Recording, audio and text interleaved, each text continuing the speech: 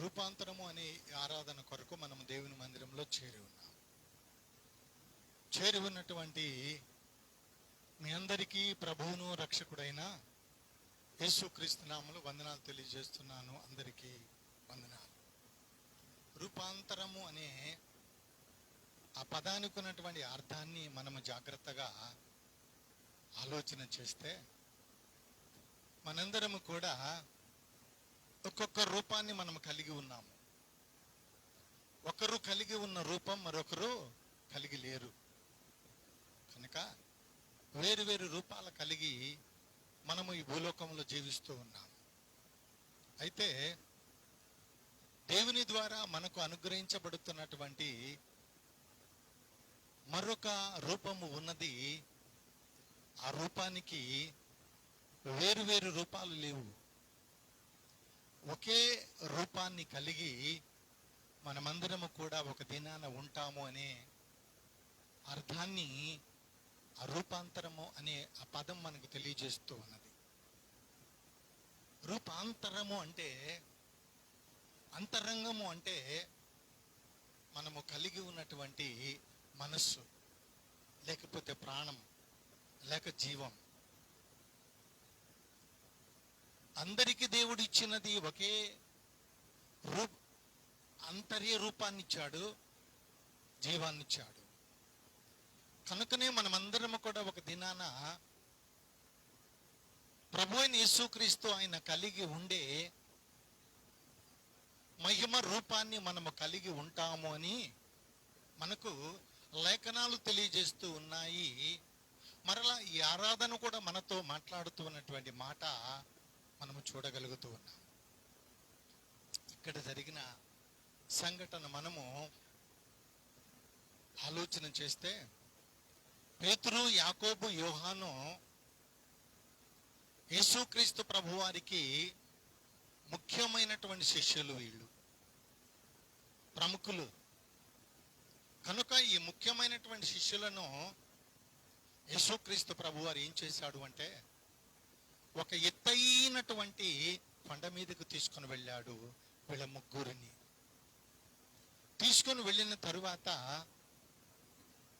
ఈ ముగ్గురు కూడా యేసు యొక్క మహిమ రూపాంతరమును అక్కడ చూశారు అని మనం చదువుకున్నాం. కనుక ఇక్కడ యేసు రూపాంతర మహిమను ఇలా వారు మరి వర్ణిస్తూ ఉన్నటువంటి వర్ణనను మనం ఇక్కడ చూడాలి. చూడండి, యోహాను వ్రాసినటువంటి శుభవార్త మొదటి అధ్యాయము, యోహాను రాసినటువంటి శుభవార్త మొదటి అధ్యాయము 14వ వచనాన్ని మనం చదువుదాం. చూడండి, 14వ వచనం. ఆ వాక్యము శరీరధారి అయి కృపా సత్య సంపూర్ణుడుగా మన మధ్య నివసించను. తండ్రి వలన కలిగిన అద్వితీయ కుమారుని మహిమ వలె మనము ఆయన మహిమను కనుగొంటిమి అంటున్నాడు యోహాను. జాగ్రత్తగా ఇక్కడ మనం ఆలోచన చేయాలి.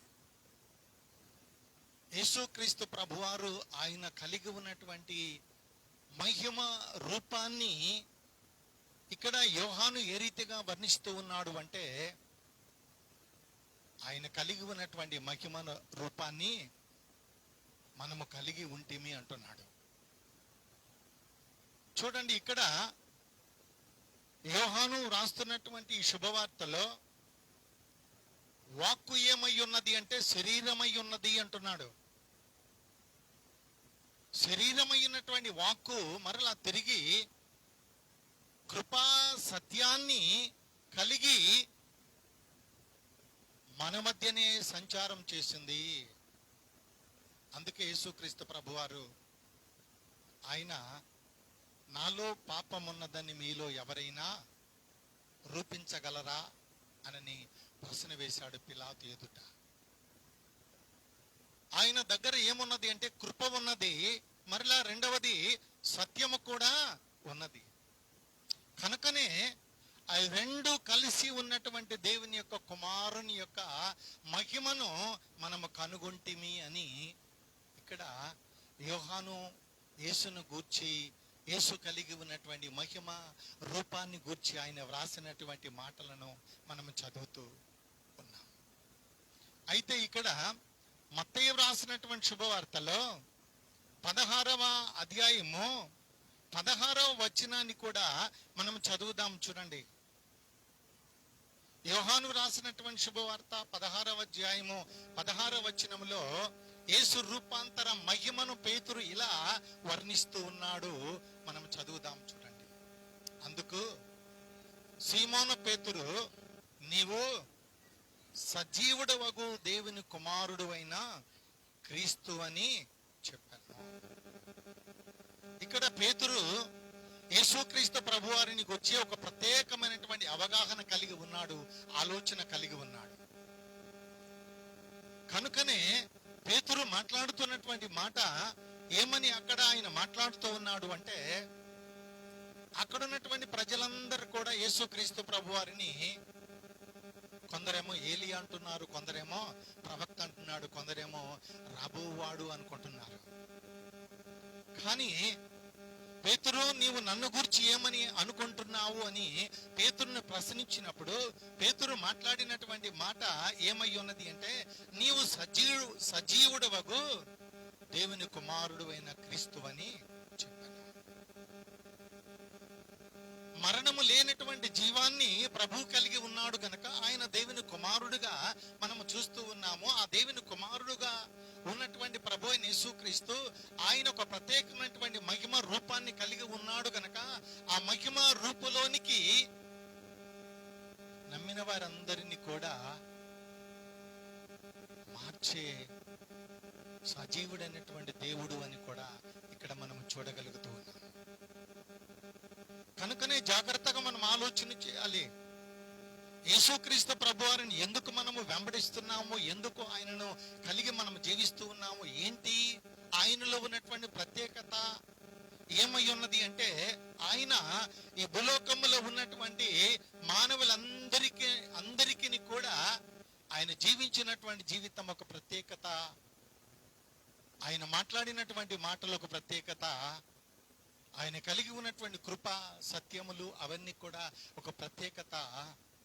ఆయన ఈ భూలోకములో ఎవ్వరు కూడా అలాంటి అద్భుతములను చేసిన వారు లేరు, ఆశ్చర్యమైన కార్యములు జరిగించిన వారు లేరు, అలాంటి మహిమ రూపం కలిగి పరమునకు వెళ్ళిన వారు ఎవరు కూడా లేరండి.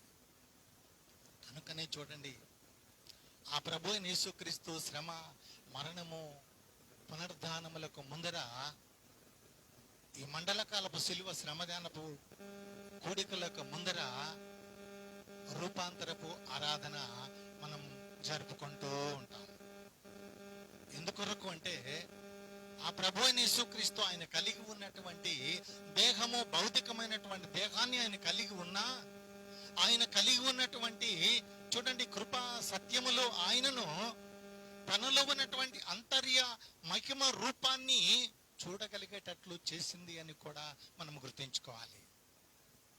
అందుకే పేతురు రాసినటువంటి 2వ పత్రిక 1వ అధ్యాయము 17-18 వచనాలను మనం చదువుదాం. చూడండి, పేతురు రాసినటువంటి 2వ పత్రిక 1వ అధ్యాయము 17-18 వచనాలను చదువుదాం. చూడండి, ఆయన మహత్యమును మేము కనులారా చూసిన వారమైతిమి, ఈయన నా ప్రియ కుమారుడు, ఈయన యందు నేను ఆనందించుచున్నాను అను శబ్దము మహాదివ్యమైన మహిమ నుండి ఆయన వద్దకు వచ్చినప్పుడు తండ్రి అయిన దేవుని వలన ఘనతయు మహిమయు ఆయన పొందగా మేము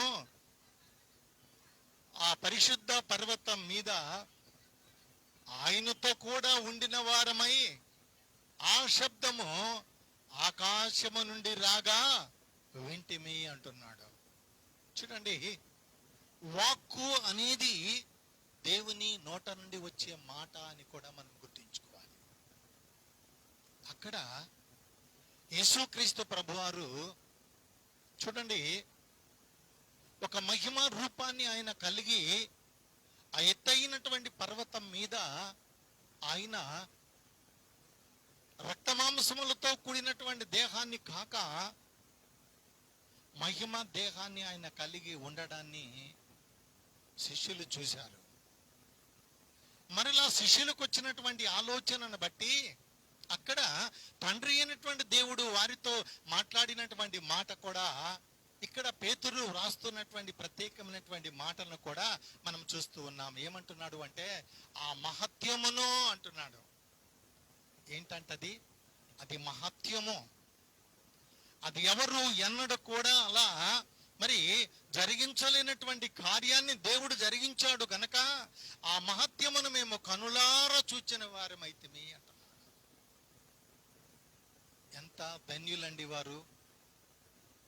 యేసుక్రీస్తు ప్రభువారి యొక్క ఇదిగో రక్తమాంసములతో కూడినటువంటి దేహము కాక ఆయన కలిగి ఉండే మహిమ దేహమును చూసే ఆ మహాభాగ్యము పేతురుకును యాకోబునుకును యోహానుకును కలిగినటువంటి ఆ మహాభాగ్యాన్ని గురించి వారు సాక్ష్యం ఇస్తున్నారు. మరలా వాళ్ళు అంటున్నారు, వారిని గూర్చి వారు సాక్ష్యం ఇవ్వడం లేదు కానీ ఇదిగో వారు చూసినటువంటి ఆ మహత్కార్యమును అక్కడ ప్రభు అయిన యేసుక్రీస్తు ఆయన కలిగి ఉన్నటువంటి మహా రూపాన్ని అక్కడ వారు చూశారు. కానీ అక్కడ చూసినటువంటి సందర్భాన్ని బట్టి వారి ఆలోచన వేరుగా అక్కడ వారికి కనపడినప్పుడు వెంటనే పరమ నుండి తండ్రి అయినటువంటి దేవుడు అక్కడ వాక్కు రూపిగా మాట్లాడినటువంటి మాట ఏమై ఉన్నది అంటే, ఈయన నా ప్రియకుమారుడు, ఈయన యందు నేను ఆనందిస్తున్నాను అనే శబ్దము మహాదివ్య మహిమ నుండి ఆయనకు వచ్చినప్పుడు తండ్రి అయినటువంటి దేవుని వలన ఘనతయు మహిమయు ఆయన పొందాను. చూడండి, యేసుక్రీస్తు ప్రభువారు ఆయన మహిమ రూపాన్ని కలిగి ఉన్నాడు. ఆ మహిమ రూపం కలిగినటువంటి ఆ దేహ మరి మహిమను చూసినటువంటి పేతురు యాకోబు యోహానులకు ఉన్నటువంటి ఆలోచన, వారి కలిగి ఉన్నటువంటి ఆలోచనను బట్టే అక్కడ తండ్రి మాట్లాడవలసి వచ్చి ఉన్నది. తండ్రి ఏమని అక్కడ మాట్లాడాడు అంటే, ఈయన ప్రియ కుమారుడు, ఈయన మాట మీరు వినండి అనే శబ్దము మహాదివ్య మహిమ నుండి ఆయన యొద్దకు వచ్చాను. ఆ స్వరము వినినటువంటి మరి ఆ సమయాన్ని బట్టి అక్కడ వారు మాట్లాడుతున్నటువంటి మాట చూడండి. ఏమంటున్నాడు పేతురు? మేము ఆ పరిశుద్ధ పర్వతం మీద ఆయనతో కూడా ఉండిన వారమై ఆ శబ్దము ఆకాశముల నుండి రాగా వింటిమి అంటున్నాడు. ఆకాశములు, మహా ఆకాశములు పట్టజాలనంత దేవుని యొక్క నిత్యమైనటువంటి మహిమ ఆ రూపాంతర పర్వతం మీద వారు కనుగొని ఆకాశములో నుండి వచ్చినటువంటి ఒక మహాశబ్దము వారు ఏం చేశారు అంటే, మేము విన్నాము అని వారు మాట్లాడుతున్నటువంటి మాట. అయితే చూడండి, ఇక్కడ మత్తయి రాసినటువంటి శుభవార్త 16వ అధ్యాయము, మత్తయి రాసినటువంటి శుభవార్త 16వ అధ్యాయము 27వ వచనాన్ని మనం చదువుదాము. చూడండి, మనిషి కుమారుడు తన తండ్రి మహిమ గలవాడై తన దూతలతో కూడా రాబోచున్నాడు. అప్పుడు ఆయన ఎవని క్రియలు చొప్పున వానికి ఫలమిచ్చును అంట. ఇక్కడ యేసుక్రీస్తు ప్రభువారు మాట్లాడుతున్నటువంటి మాట ఇక్కడ ఎందుకు మనము జ్ఞాపకం చేసుకోవాలి అంటే, యేసుక్రీస్తు ప్రభువారు సామాన్యమైనటువంటి మానవుడు కాదండి. ఆయన సామాన్యమైనటువంటి మానవుడు కాడు ఆయన. కనుకనే ఆయనను గురించి మనం చదివినటువంటి మాట ఏంటంటే, ఇదిగో ఆయన కృప సత్యములు కలిగినటువంటి మహత్యము కలిగినటువంటి వాడు అని కూడా మనం అక్కడ చూస్తూ ఉన్నాము. ఆయన ఏమని ఇక్కడ మాట్లాడుతూ ఉన్నాడు అంటే, మనిషి కుమారుడు తన తండ్రి మహిమ గలవాడై, ఏమండి, ఎవరి మహిమ ఇది? తండ్రి మహిమ ఇది. తండ్రి మహిమను కుమారుడు కలిగి ఆయన ఈ భూలోకములో జీవించినటువంటి ఇదిగో దినములను గూర్చి విన్నామో ఏమి కన్నామో వాటన్నిటినీ మనము చూడకపోయినా వినకపోయినా మనము చదువుకోవడానికి మన ముందర ఒక గ్రంథం ఉన్నది. ఆ గ్రంథాన్ని బట్టి ఇదిగో మనము ఏం చేస్తున్నాము అంటే కనులారా మనము చూడకపోయినను చూస్తూ ఉన్నట్లుగా మనకు కనిపిస్తున్నది చదువుతూ ఉంటే.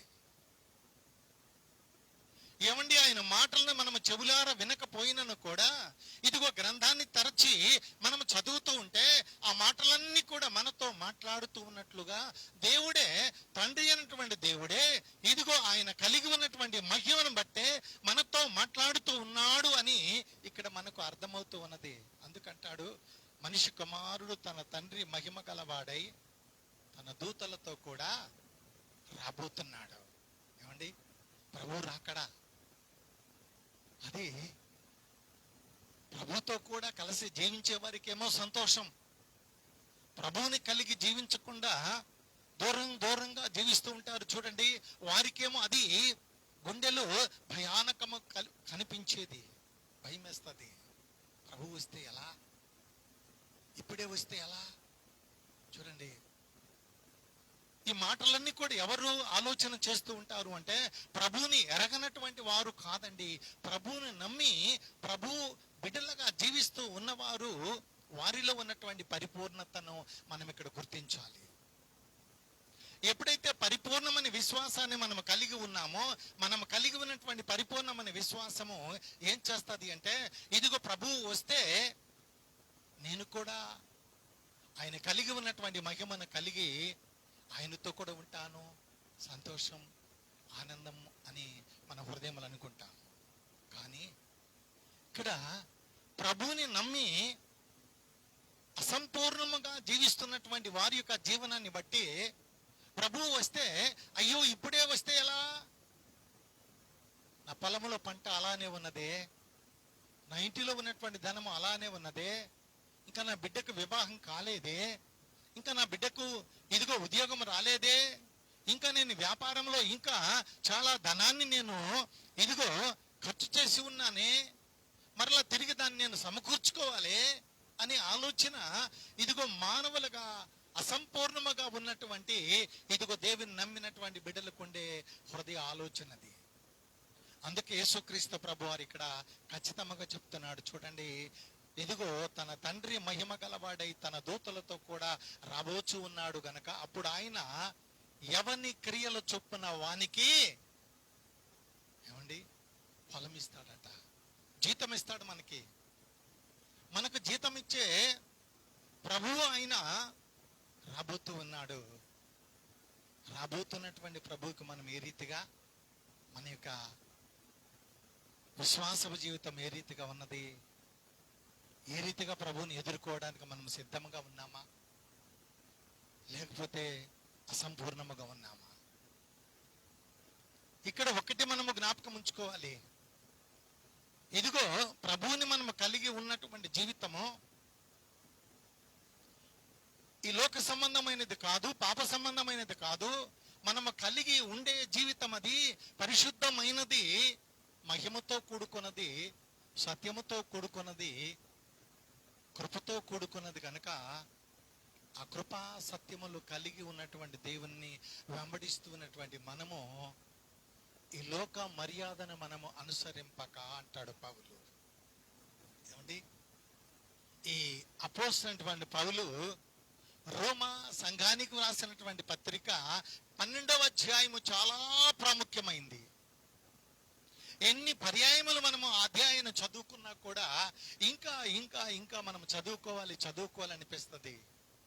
చూడండి, రోమిలికి రాసినటువంటి పత్రిక 12వ అధ్యాయము 2వ వచనంలో పౌలు యేసుక్రీస్తు ప్రభువారు పలికినటువంటి మాటకు ఆయన ఈ మాట కలిపి ఏ రీతిగా ఆయన వ్రాసాడు చూడండి. మీరు ఈ లోక మర్యాదను అనుసరింపక ఉత్తమమును అనుకూలమును సంపూర్ణమై ఉన్న దేవుని చిత్తమేదో పరీక్షించి తెలుసుకున్నట్లు మీ మనస్సు మారి నూతన మగుట వలన రూపాంతరము పొందుడి అంటున్నాడు.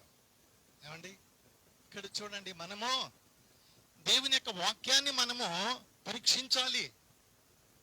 దేవుని వాక్యాన్ని గుర్చినటువంటి జ్ఞానం మనం కలిగి ఉండాలి. ఇదిగో దేవుడు మనతో మాట్లాడుతున్నాడా, లేకపోతే అపవాది మనతో మాట్లాడుతున్నాడా? ఇదిగో దేవుడు మనతో ఇదిగో ఉన్నాడా, లేకపోతే అపవాది మనతో ఆటలాడుకుంటూ ఉన్నాడా? మనం పరీక్షించాలి, ఇది దేవుని స్వరమా కాదా అని.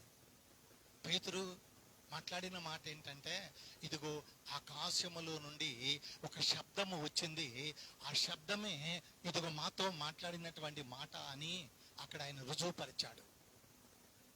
నీతోనూ నాతోనూ మాట్లాడుతున్నటువంటి మాట ఏమై ఉన్నది అంటే, ఇదిగో మనలను లోకము నుండి, పాపము నుండి వేరు చేసి ఇదిగో దేవునికి ఉత్తమమైనటువంటి బిడ్డలుగా పరిపూర్ణమైనటువంటి జీవితాన్ని మనం జీవించటానికి మన ఆత్మీయ జీవితాన్ని నిరంతరము పరిశోధన చేసుకోవాలి. ఎందుకొరకంటే ఇక్కడ పౌలు అంటూ ఉన్నాడు చూడండి, ఇక్కడ దేవుని చిత్తమేదో పరీక్షించి తెలుసుకున్నట్లు మీ మనస్సు మారి నూతన మగుట వలన రూపాంతరము పొందుడి అంటున్నాడు. మన మనసు మారాలి, ఆలోచన మారాలి, తలంపులు మారాలి. ఇవి ఎప్పుడైతే మార్చబడతాయో మనము నిజమైన మారు మనసు పొంది ఆ ప్రభు యొక్క మహిమ రూపాంతరములో మనము కూడా ఉండగలము అన్న సత్యాన్ని మనము జ్ఞాపకం ఉంచుకోవాలి.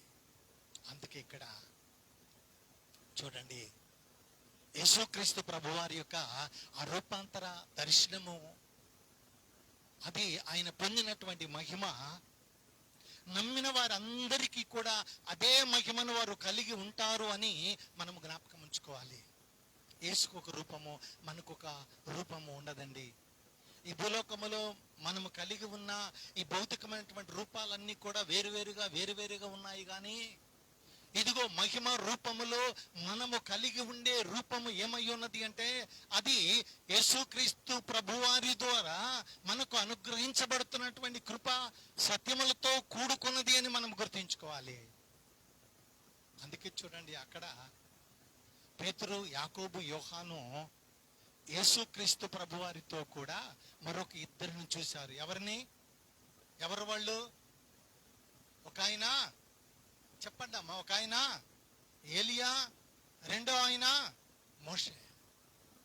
చూడండి, ఆ రూపాంతర పర్వతం మీద ఇదిగో యేసుక్రీస్తు ప్రభువారితో కూడా వీళ్ళిద్దరు కూడా చెరొక వైపున ఉన్నారు. అయితే ఆ రూపాంతరపు అనుభవం సమయానికి మోషే చనిపోయి 1400 సంవత్సరాలు అయిందండి. ఏమండి, అలా ఆ మహిమ రూపాన్ని కలిగి ఉండటం అది మన జ్ఞానానికి, మన ఆలోచనకు అది అసాధ్యమేనండి. 1400 సంవత్సరాల నాడు చనిపోయినటువంటి ఇదిగో మోషే, దేవుడే ఆ మోషేను సమాధి చేస్తే ఆ రూపాంతర పర్వతం మీద యేసుక్రీస్తు ప్రభువారితో కూడా ఒక ప్రక్కన ఆయన నిలిచి ఉన్నాడు. చూడండి, రెండవ ఆయన ఎవరు? ఏలియా.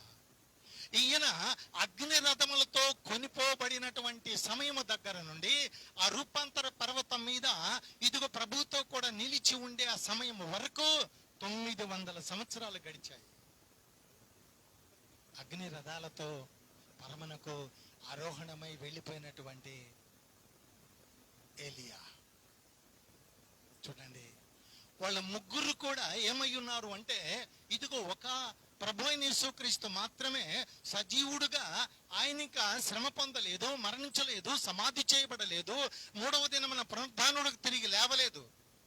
కానీ ఇక్కడ మనం చూస్తే ముగ్గురు కూడా ఒకే మహిమ రూపాన్ని కలిగి ఉన్నారు అని అక్కడ మనం చదివామండి. ఒకే మహిమ రూపాన్ని కలిగి ఉన్నారు. అయితే ఇక్కడ పౌలు చెప్పినటువంటి మాటను బట్టి మనం ఆలోచన చేస్తే, మనము ఇక్కడ చూడండి, మనము కలిగి ఉన్నటువంటి దేవుని చిత్తమేదో, దేవుని ఇష్టమేదో మనము పరీక్షించి తెలుసుకున్నట్లు మన మనస్సు ఏం కావాలి అంటే మార్పు చెందాలి. మార్పు చెందితే చూడండి, అప్పుడు ఏమవుతాము? మనము నూతన మగుట వలన రూపాంతరము పొందుతూ ఉన్నాము అని పౌలు చెప్తున్నటువంటి మాట ఇది తాను అనుభవంలో నుండి మాట్లాడినటువంటి మాట. ఇదిగో నేను కూడా నా ప్రభువు కలిగి ఉన్నటువంటి మహిమ రూపాన్ని నేను కలిగి ఉంటాను అనే ఒక నిశ్చయతను ఆయన వ్యక్తపరుస్తూ ఉన్నట్లుగా మనం ఇక్కడ చూడగలుగుతూ ఉన్నాము. అయితే చూడండి, మన యొక్క భక్తి జీవితము, మనము కలిగి ఉన్నటువంటి ఇదిగో మారు మనసుతో కూడినటువంటి జీవితము, ఇదిగో మనము కలిగి ఉన్నటువంటి ఇదిగో ఈ లోక సంబంధమైనటువంటి జీవనము కంటే మనము కలిగి ఉండే ఇదిగో పరలోక సంబంధమైనటువంటి మహిమతో కూడుకున్నటువంటి జీవితమే చాలా శ్రేష్టమైనది, గొప్పది. ఇదిగో దానిని గూర్చి మనము ఈ భూలోకములో జీవిస్తున్నటువంటి దినాలలో మనం ఆలోచన చేసుకుంటూ ముందు కొనసాగాలి.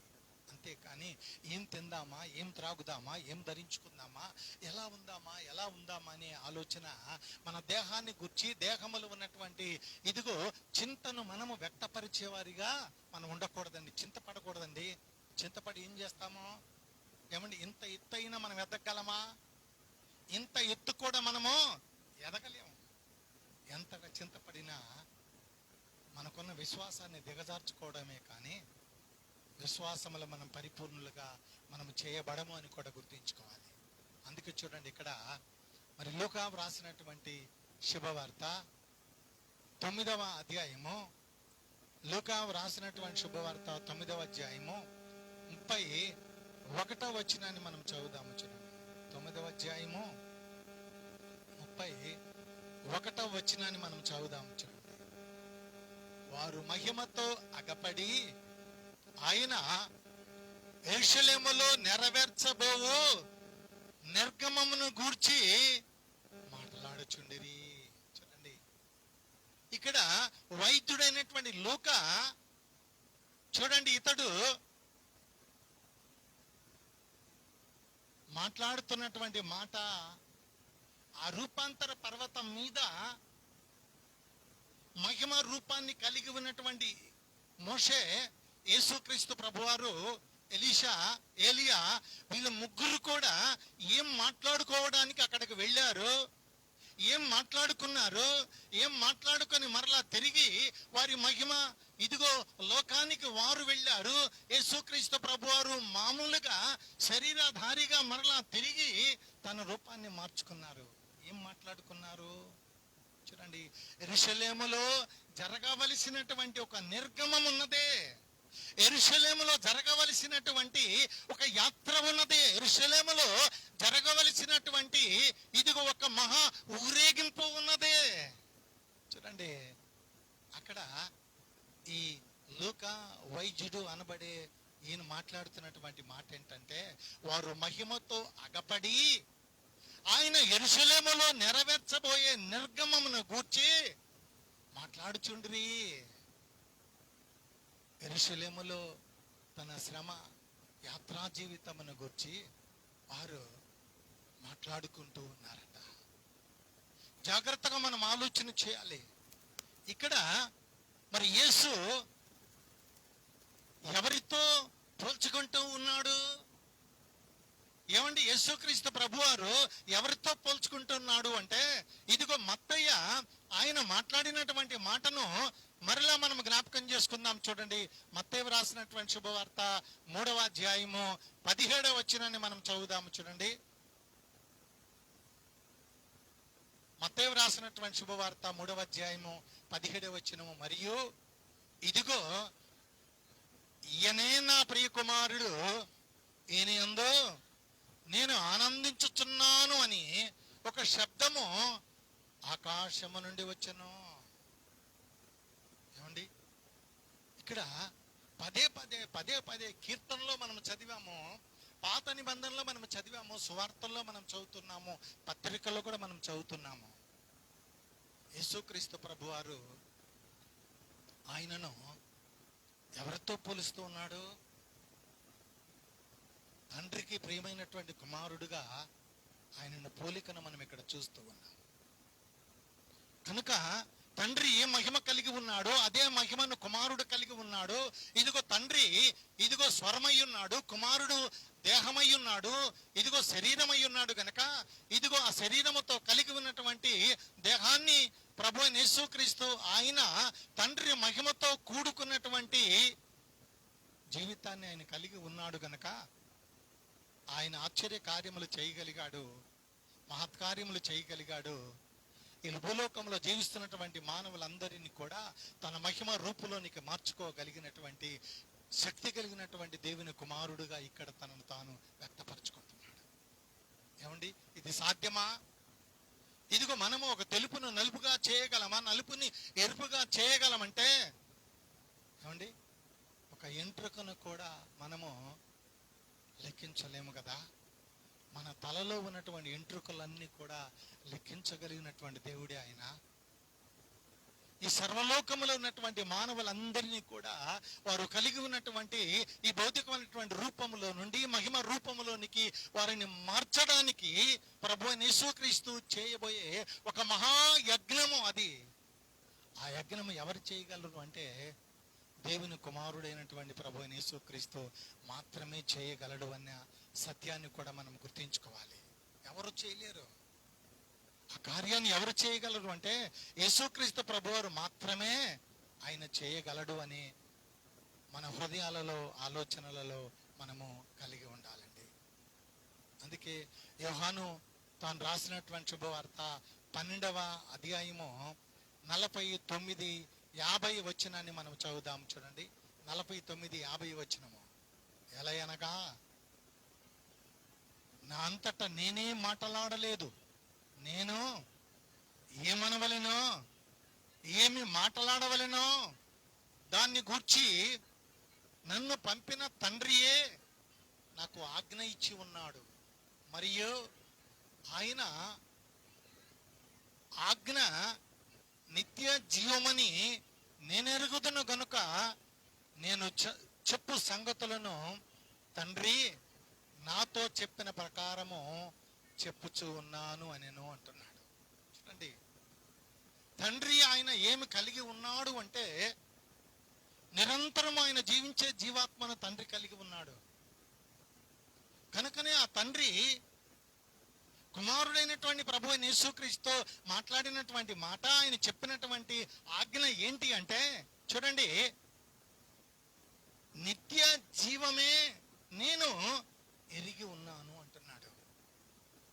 నిత్య జీవం అంటే నిరంతరము జీవించే జీవాత్మను నేను కలిగి ఉన్నాను. అది నా తండ్రి ద్వారా నేను కలిగి ఉన్నాను గనక నేను కలిగి ఉన్నటువంటి జీవాన్ని, నిత్య జీవాన్ని ఇదిగో మీరు కూడా కలిగి ఉండాలి అంటే నా తండ్రి నాకు ఇచ్చినటువంటి ఆజ్ఞ ప్రకారముగా మీరు నా యందు విశ్వాసం ఉంచాలి. అందుకే నా మాట విని నన్ను పంపిన వాడి యందు విశ్వాసం ఉంచిన వాడు మరణములోనికి రాక ఇదిగో తీర్పులో నుండి జీవములోనికి దాటి ఉన్నాడని మీతో నిశ్చయముగా చెప్పుచూ ఉన్నాను అని యోహాను చెప్పినటువంటి మాట కూడా మనం జ్ఞాపకం చేసుకోవాలి. అందుకే చూడండి, ఇక్కడ రూపాంతరము అంటే ఆ రూపాంతరపు అనుభవాన్ని మనం కలిగి ఉండాలి అంటే ఈ భౌతికమైనటువంటి రక్త మాంసములతో కూడి ఉన్నటువంటి దేహాన్ని మనం కలిగి ఉన్నప్పుడే ఆ మహిమ రూపాన్ని మనం విశ్వసించాలి, నమ్మాలి, రక్షణ పొందాలి, మారు మనసు పొందాలి. ఆ నిత్య జీవానికి మనము వారసులమై ఉన్నాము అని మనము సదా అంగీకరించాలి. ఇది ఒక్కటి కాక మనం ఈ భూలోకములో పుట్టిన కారణము లేదు అని కూడా మనం గుర్తించుకోవాలి. ఇది ఒక్క కారణాన్ని బట్టే మనం ఈ భూలోకములో పుడుతూ ఉన్నాము, ఈ భూలోకములో క్రీస్తుని నమ్ముతున్నాము, మరణిస్తున్నాము. మరణించిన తరువాత నా ప్రభువు కలిగి ఉన్నటువంటి మహిమ దేహాన్ని నేను కూడా కలిగి ఉంటాను అనే ఒక నిశ్చయత, ఒక్క మాట కాక వేరే మాట లేదు. మనము 70 సంవత్సరాలు జీవించిన, 80 సంవత్సరాలు జీవించిన, 90 సంవత్సరాలు జీవించిన ఆ జీవితం అంతటికి కూడా ఒకే ఒక మూలాధారం ఏంటి అంటే ఇదిగో నేను నిత్య జీవాన్ని నేను కలిగి ఉండాలి. ఆ ఒక్క మాటకే మనము సానుకూలత వ్యక్తపరిచి ఆ ప్రభువుని వెంబడించి ప్రభు బిడ్డలుగా కొనసాగాలనే పరిశుద్ధాత్మ దేవుడు మనకు సహాయకుడుగా నిలిచి ఉన్నాడు.